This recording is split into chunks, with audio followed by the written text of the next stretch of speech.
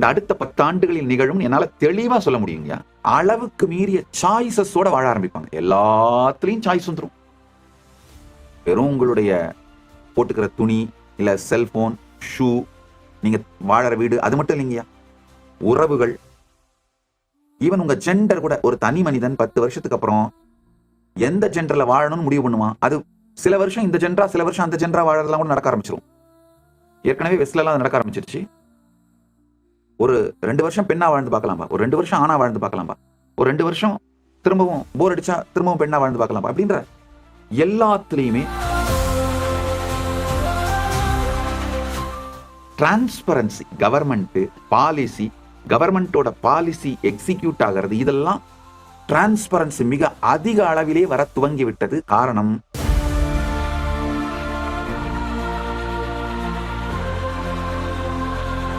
கட்டிடம், உணவு, உடை தயாரித்தல், இல்ல மருத்துவம், எந்த துறையானாலும் அந்த நாலேஜையும் எக்ஸ்பர்டைஸையும் மக்களுக்கு கொடுத்து பயிற்சி கொடுக்கின்ற லார்ஜ் நம்பர் ஆஃப் அகில இந்திய அண்ணா திராவிட முன்னேற்ற கழகத்தின் மூத்த தலைவரும் ஃபவுண்டிங் மெம்பருமான திரு பொன்னையன் அவர்கள் கேள்வி அனுப்பியிருக்காங்க. அவர் ஃபார்மர் ஆர்கனைசிங் செக்ரட்டரியாகவும் பப்ளிக் ரிலேஷன் இன்சார்ஜாகவும் அனைத்துலக எம்ஜிஆர் மன்றத்தோட செயலாளராகவும் இருந்திருக்காரு. அது மட்டும் அல்லாமல் முன்னாள் அமைச்சருமாக இருந்தவர். திரு பொன்னையன் அவர்களை வணங்குகின்றேன். உங்களுடைய கேள்வி அருமையான கேள்வி. How can hunger be eradicated and how can people be enabled to earn money through positive means? உங்களுடைய இந்த கேள்வி மிகவும் ஆழமான சமூக பொறுப்புடைய ஒரு அரசியல்வாதிகிட்ட இருந்து வர கேள்விங்கய்யா. முதல்ல உங்களை மரியாதையோடு வணங்குகின்றேன்.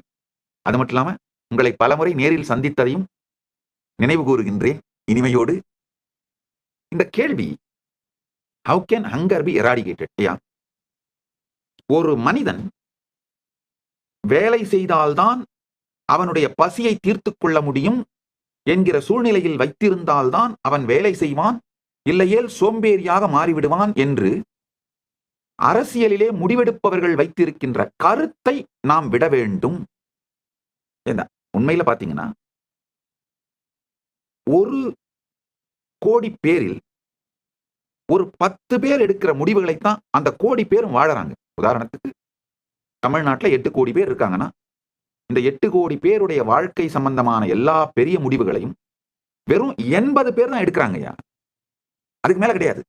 80ங்கிறதே கூட அதிகம். உண்மையில இன்னும் சுருக்கி பார்த்தா 8 பேர் தான் எடுக்கிறாங்க. 1 கோடிக்கு ஒருவர் தான் முடிவெடுக்கிற அந்த மாதிரி ஸ்ட்ரக்சர் தான் நம்முடைய பொலிட்டிக்கல் ஸ்ட்ரக்சர். பிராக்டிக்கலா சொல்லணும்னா முடிவெடுப்பவர்கள் இந்தியா முழுவதும் 140 கோடி பேர் தான். மொத்தமா 140 பேர் தான் டெசிஷன் மேக்கர்ஸ். மீதி எல்லாமே அதை எக்ஸிக்யூட் பண்றவங்க தான். இந்த டெசிஷன் மேக்கர்ஸ் மத்தியில ஒரு தவறான புரிதல் இருக்கு. மனிதனை அவன் வேலை செய்தா மட்டும்தான் பசி இல்லாம இருக்க முடியும்ன்ற நிலைமையிலேயே வச்சிருந்தாதான் அவன் வேலை செய்வான், இல்லைன்னா சோம்பேறி ஆயிடுவான், அவனை கட்டுப்படுத்த முடியாது அப்படிங்கிற தவறான புரிதல் நம்முடைய முடிவெடுப்பவர்கள் மத்தியிலிருந்து அழிய வேண்டும். ஒரு மனிதன் தன்னுடைய வாழ்க்கையின் மற்ற வளங்களுக்காக வேலை செய்ய வேண்டுமே தவிர, வேலை செய்தால் மற்ற வளங்கள் வரும், இல்லைன்னா மற்ற வளங்கள் இருக்காது அப்படிங்கிறதுக்காக வேலை செய்யணுமே தவிர அடிப்படை உணவுக்காக வேலை செய்யக்கூடாது. இந்த முடிவெடுக்கின்ற அரசியல்வாதிகள் மத்தியில் வந்துவிட்டாலே ஹங்கர் மறைஞ்சிருங்க. உண்மையில இப்போ ஹங்கர், பசி என்பது முடிவெடுப்பவர்கள் முடிவெடுத்து அதனால் பசியை வைத்திருக்கின்றார்களே தவிர பசி ஒரு பொருளாதார ரீதியான கட்டாயம் இல்லை.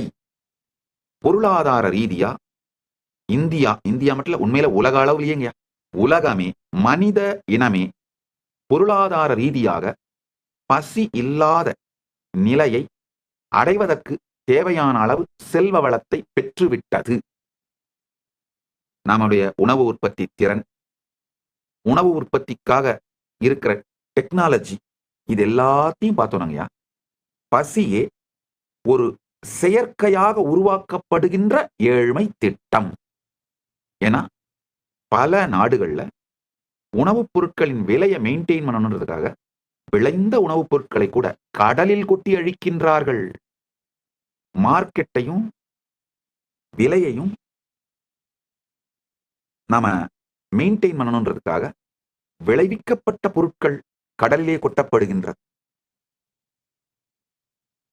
முடிவெடுக்கின்ற நபர்கள், நான் உதாரணத்துக்கு சொன்னேன், 1 கோடி பேருக்கு ஒருத்தர், அப்படி அவ்வளவுதான் முடிவெடுக்கிறாங்க. உலகம் முழுக்கவுமே நாம டெமோக்ரஸி அப்படின்லாம் சொல்லிக்கலாமே தவிர, டெமோக்ரஸியா இருந்தால் கூட பாலிசி டெசிஷன்ஸ் எடுக்கிறவங்க 1 கோடி பேருக்கு ஒருத்தர் தான்.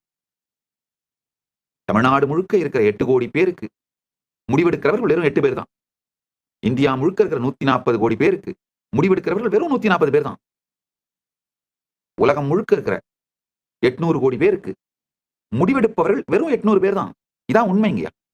உங்களுக்கு தெரியும், அரசியல்ல நீங்க 84 ஆண்டுகள் இப்போ மூத்த அரசியல்வாதி நீங்க. உங்களுக்கு நான் சொல்றது நல்லாவே புரியும். இந்த முடிவெடுக்கின்ற அந்த 800 பேர் மனத்திலே நாம புரிய வச்சோம்னா, ஹங்கர் சென்டர்ட், அதாவது பசி சார்ந்து மனிதனை இயங்கச் செய்வது மிகவும் கொடுமையான அடிமைத்தனம். நாம ஒரு சிவிலைஸ்டு சொசைட்டியா மாறிட்டோங்க. டெக்னாலஜி எங்கேயோ வளர்ந்துருச்சு. அதனால பசியின் இருப்பு பாலிசி டெசிஷன் எடுக்கிறவங்களுடைய கான்சியஸான டெசிஷன்னால வறுமை இருக்கச் செய்யப்படுகின்றது, பசி இருக்கச் செய்யப்படுகின்றது. அதை மட்டும் மாத்தணும்னா போதும், ஹங்கர் முழுமையா காணாம போயிடுங்க. ஹங்கர் எராடிகேஷன் வந்து எக்கனாமிக்கல் பிரச்சனையே இல்லைங்க. அதாவது பசியை ஒழிப்பது பொருளாதாரம் சார்ந்த பிரச்சனையே அல்ல, பாலிசி சார்ந்த பிரச்சனை. எஸ்பெஷலி இப்ப ஏஐ வந்த பிறகு டெக்னாலஜி, அதாவது நாலேஜ், எக்ஸ்பர்டைஸ் எல்லாம் டெமோக்ரட்டைஸ் ஆன பிறகு hunger eradication is just a policy decision. அது ஒண்ணு. உங்களுடைய இரண்டாவது கேள்வி, மக்களை எப்படி பாசிட்டிவ் மீன்ஸ் மூலமா செல்வம் சேர்ப்பதற்கு, பணம் சம்பாதிக்கிறதுக்கு எம்பவர் பண்றது, எனேபிள் பண்றதுன்னு கேக்குறீங்க. உண்மையில இந்த ஏஐ வந்த பிறகு நாலேஜும் எக்ஸ்பர்டைஸும் டெமோக்ரட்டைஸ் ஆனதுனால ஆக்சுவலாங்க இந்த அடுத்த 10 வருஷத்துல என்ன நடக்க போகுதுன்னு சொல்றேன் பாத்துக்கோங்க. நாலேஜ், இன்ஃபர்மேஷன், எக்ஸ்பர்டைஸ் இதெல்லாம் டெமோக்ரட்டைஸ் ஆனது மட்டும் இல்லாமங்கயா, பாலிசி டெசிஷன் எடுக்கிறவங்க ஹங்கரை, அதாவது பசியை அகற்றாமல் வைத்திருப்பதற்கான டெசிஷன்லாம் எடுத்தா கூட அவங்களை தாண்டி மக்கள் தனிப்பட்ட விதத்திலே தங்கள் வாழ்க்கையை மேம்படுத்திக்கிறதுக்கு ஆரம்பிச்சிட்டாங்க.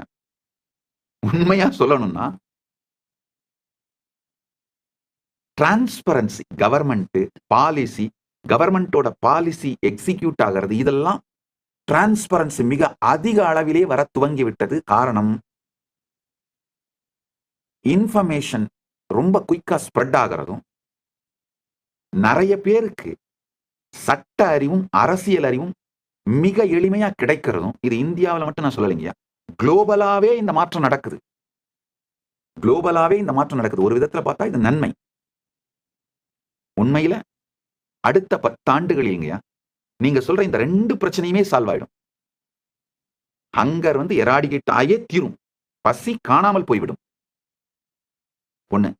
ரெண்டாவது, மக்கள் தானாவே நேர்மறையான கான்ட்ரிபியூஷன்ஸ் மூலமா செல்வத்தை திரட்டுவதற்கான வாழ்க்கையை வெற்றியை அடைஞ்சிருவாங்க. காரணம் என்னன்னா, இது வரைக்கும் நாலேஜும் எக்ஸ்பர்டைஸும் ஒரு குறிப்பிட்ட இடத்திலேயே இருந்தது. இதுல ஒரு முக்கியமான விஷயம், இந்த நாலேஜும் எக்ஸ்பர்டைஸும்